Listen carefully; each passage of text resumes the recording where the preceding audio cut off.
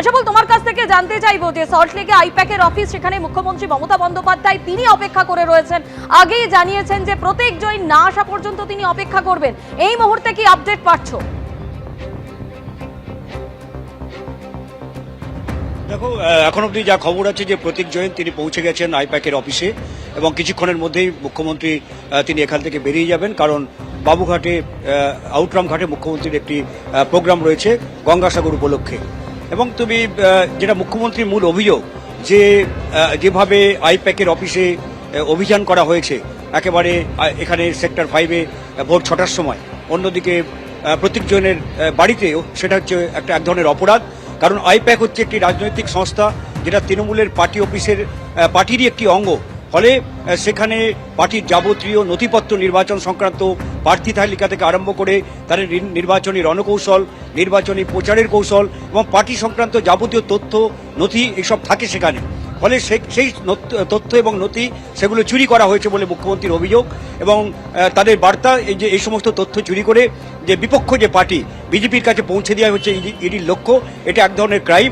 এবং সেই ক্রাইমের প্রতিবাদে তারা মুখ্যমন্ত্রী ইতিমধ্যেই নির্দেশ দিয়েছেন দলের নেতাকর্মীদের যে জেলায় জেলায় যে ব্লকে ব্লকে বিক্ষোভ প্রদর্শন করতে এবং কলকাতা এবং বিভিন্ন যে পুরসভাগুলো আছে সেখানে ওয়ার্ডে ওয়ার্ডে বিক্ষোভ প্রদর্শন করতে বিকেল 4টে থেকে ইতিমধ্যে সেই বিক্ষোভ শুরু হয়ে গেছে। সব মিলিয়ে একটা নির্বাচনের মুখে, যেখানে নির্বাচন মেরে কেটে আর 3 মাস বাকি, তার আগে একেবারে সরাসরি কেন্দ্র এবং রাজ্য সংঘাত তৈরি হলো এই ইডির হানাকে ঘিরে। এবং এটা অনেকটা আমাদের মনে করিয়ে দিচ্ছে কলকাতার পুলিশ কমিশনার রাজীব কুমার যখন ছিলেন তার বাড়িতে সিবিআই হানা দিয়েছিল এবং সেখানে মুখ্যমন্ত্রী সরাসরি পৌঁছে গিয়েছিলেন। পরবর্তীকালে মেট্রো চ্যানেলে তিনি অবস্থানেও বসেছিলেন এই সিবিআইয়ের কার্যকলাপ এবং কেন্দ্রীয় সরকারের এই নীতির বিরুদ্ধে। অনেকটা সেই অধ্যায়েরই এই আমরা কার্যত আরেকটা পুনরাবৃত্তি দেখতে পাচ্ছি আজকে মমতা বন্দ্যোপাধ্যায় যেভাবে পৌঁছে গেছেন লাউডন স্ট্রিটে প্রতীক জৈনের বাড়িতে এবং এখানে সেক্টর 5-এ আইপ্যাকের এই কার্যালয়ে। মুখ্যমন্ত্রীর যে মূল অভিযোগ যে রাজনৈতিকভাবে বিজেপি মোকাবিলা করতে পারছে না, একদিকে তারা নির্বাচন কমিশনকে হাতিয়ার করছে এ রাজ্যে জয় পাওয়ার জন্য, এসআরকে হাতিয়ার করে লক্ষ লক্ষ মানুষের নাম বাদ দেওয়ার চেষ্টা হচ্ছে, অন্যদিকে নির্বাচনের মুখে আবার নতুন করে এই ইডির অভিযানকে তারা কাজে লাগাচ্ছে, ইডি সিবিআইকে তারা হাতিয়ার করে এ রাজ্যে যে কোনো প্রকারে ক্ষমতা দখল করতে চাইছে। এবং তার বক্তব্য, তুমি আমাদের সঙ্গে থাকো। আজ মুখ্যমন্ত্রী মমতা বন্দ্যোপাধ্যায় তিনি হুঁশিয়ারি দিয়ে আরো বলেছেন যে এজেন্সিকে লাগিয়ে আমাদের তথ্য লুট করছেন, এর ফলে এবার নির্বাচনে বিজেপি শূন্য হয়ে যাবে। অমিত শাহকে নিয়ন্ত্রণ করুন প্রধানমন্ত্রী নরেন্দ্র মোদী।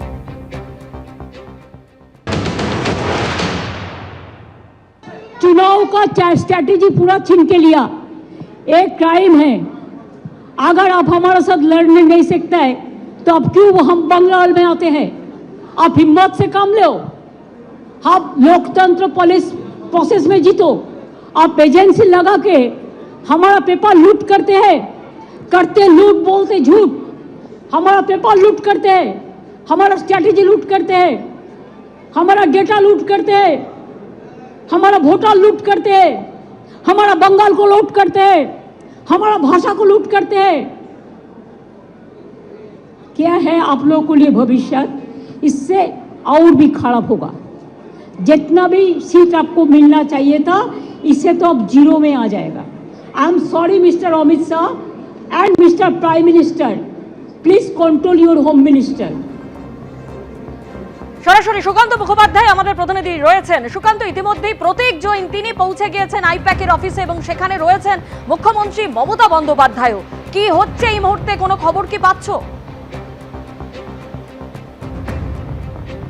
একেবারে দেখো, আমরা বেসমেন্ট 1 লেভেলে রয়েছি, ঠিক এর নিচে অর্থাৎ বেসমেন্ট 2, সেখানে কিছুক্ষণ আগে প্রতীক জৈনের গাড়ি আসে। তাই সেই গাড়ির পিছনে কলকাতা পুলিশের একটি কনভয়ের গাড়ি ছিল এবং অত্যন্ত দ্রুত গতিতে সেই গাড়ি একদম ঠিক পিছনের গেট থেকে ঢোকে এবং একেবারে ওপরের ফ্লোরে, যেখানে মুখ্যমন্ত্রী কিছুক্ষণ আগে সাংবাদিক সম্মেলন করলেন, তার থেকে 2টো ফ্লোর নিচে সরাসরি সেই গাড়ি কিন্তু এসে ঢুকে যায়। ঠিক এই সীমারেখার পর আমাদের যাওয়ার অনুমতি নেই, কিন্তু অত্যন্ত গোপনে আমরা দেখলাম, অত্যন্ত গোপনে প্রতীক জৈনের গাড়ি কিন্তু একেবারে সকলের চোখে চোখের অন্তরালে এই বেসমেন্টের নিচ থেকে ঢুকিয়ে দেওয়া হয়েছে এবং তিনি এই মুহূর্তে লিফটে করে তিনি সরাসরি পৌঁছে গিয়েছেন আইপ্যাকের অফিসে। গত 9 ঘন্টা 15 মিনিট অর্থাৎ সোয়া 9 ঘন্টা ধরে ইডির যারা আধিকারিক রয়েছেন তারা আইপ্যাকের অফিসে তারা এই কয়লা দুর্নীতিকাণ্ডে তারা তদন্ত করছেন। অন্যদিকে আমরা দেখলাম ঠিক 12:44 নাগাদ মুখ্যমন্ত্রী এলেন আইপ্যাকের অফিসে।